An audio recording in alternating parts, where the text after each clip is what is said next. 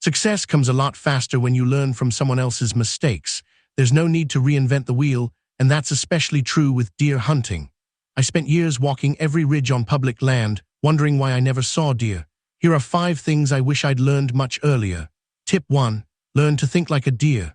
Their number 1 driving instinct is survival. It matters more to a deer to stay alive than to find food, or even to chase does during the rut. That strategy looks nothing like our daily routine because we aren't facing the same threats every day. Most of us get up in the morning, work or go to school, then sleep at night. Deer are the opposite. They rest through the day in thick cover. Late afternoon is their morning. They've been bedded somewhere safe, and then they get up to feed. So when you're walking in fresh at daylight, they're already heading back. Here's the part that took me too long. As bucks get older, their core areas get smaller and smaller. That tells you they've learned exactly where the danger is. That core area is his storm shelter. Push into the middle of it one time and he may never use it in daylight again. So hunt the edge of that core area, but only where you can get in and out clean. Number 2. Alert deer are almost impossible to tag. You want a spot where you can be there, and the deer can be there without them ever knowing. You can beat their eyes with cover and camouflage. The nose is the hard part. A deer uses that nose every day to stay alive. Beating the nose means understanding wind direction and, more importantly, thermals. Thermals just describe air moving because of temperature. Warm air rises, cold air sinks. Think of a hot air balloon. They fire the burner to heat the air and climb, then shut it off to cool down and drop. Air does the same thing everywhere. All night it's been cooling, so at first light it's draining downhill to the lowest ground. Then the sun comes up, starts warming the habitat, and everything begins to churn. That's the exact window most of us hunt. Sunrise to about 10 in the morning and the last 3 or 4 hours before dark. Both of those sit right in the middle of a major thermal transition.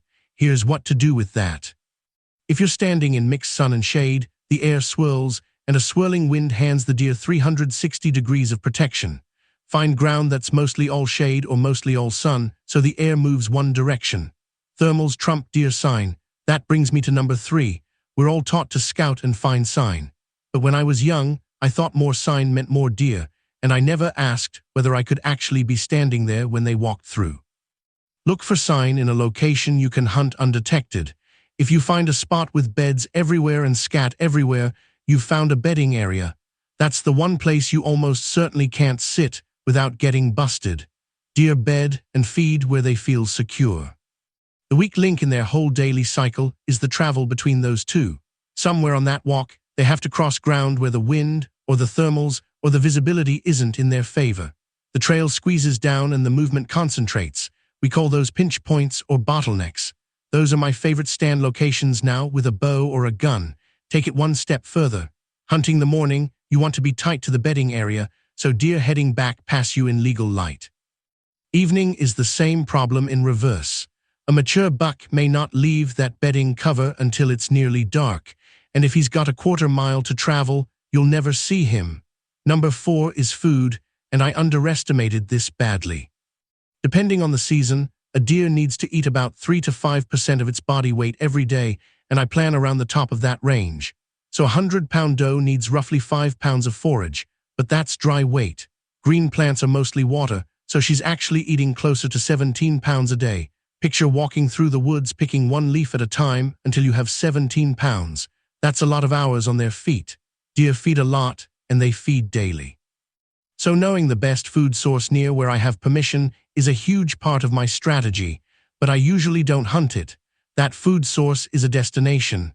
The travel corridors run to it, and that's where I sit. Even better than the best food is food the deer don't associate with danger. A quality field they feel safe in is where deer will pour in once hunting pressure builds everywhere else. And the last one, number 5, deer have memory. I think we forget that. They learn which places mean danger and they avoid them, but it works the other way too. They learn what isn't a threat, and they stop reacting to it entirely. A deer that's been bumped off the same field 3 times won't walk into it in daylight again. Think about deer on a golf course that won't step off the fairway to let people play through, or deer feeding calmly on a highway median with traffic going by. They don't associate that noise with danger. But let those same deer catch a whiff of a human where they never smell one, and they're gone. so it depends entirely on where you hunt. If you're on a farm where the farmer is out every day feeding cattle, getting that farmer to drop you at your stand is far better than walking the whole property yourself. Otherwise, you're spreading fresh, scent through cover he never enters. A lot of military bases allow hunting, and those deer barely lift their heads at gunfire because nothing bad ever followed it. When I was young, I hunted a walk-in only national forest. Hardly anyone went in there, so I'd walk and almost never see a deer.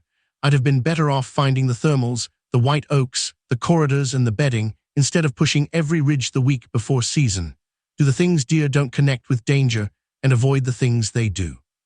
Learn the thermals, find the food, hunt the corridor between bedding and feeding, and work hard to never let them know you were there. Apply those 5 this fall, and you'll put a lot more meat in the freezer.